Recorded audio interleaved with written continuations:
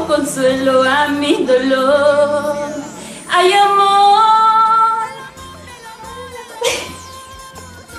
Maestro, lo editamos, no hay problema, ahí quede eso. Qué bueno. Isabel iba a decir. Gisela, ¿cómo van los contratos? ¿Tienes contratos estos días, estas semanas, presentaciones? Editado. No, está editado. No. ¿Qué me dice? ¿Por qué te confundí? No, ¿cuál es la pregunta? Ah, ya. Gisela.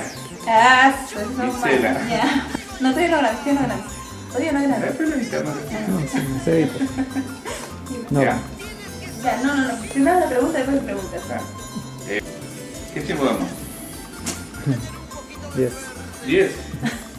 Y ya acabo de preguntarme todo. No, falta Ya más. sabes. Falta lo importante. Ya. Ya. Gisela, ¿cómo anda ese corazoncito? Eso me pregunté. No, sí, eso vale cajón. Tú tienes grabado, ya tengo más preguntas.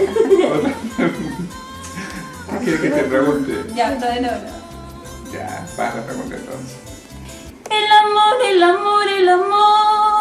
todo el mundo busca el amor. El amor, todo el mundo busca el amor. El amor para mí ha muerto, el amor para mí no existe. Bueno, tiene bonita voz. Gracias. Bueno, ese tema para todos aquellos que siempre dicen. Sí, y lo miras al camarógrafo. Ay, sí, pues, mira, como él no haya, él es único. Pero estamos en orden.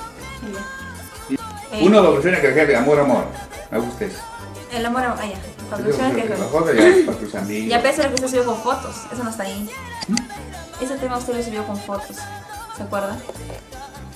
Ya, a ver. Ya. Bueno, como... no. Sí.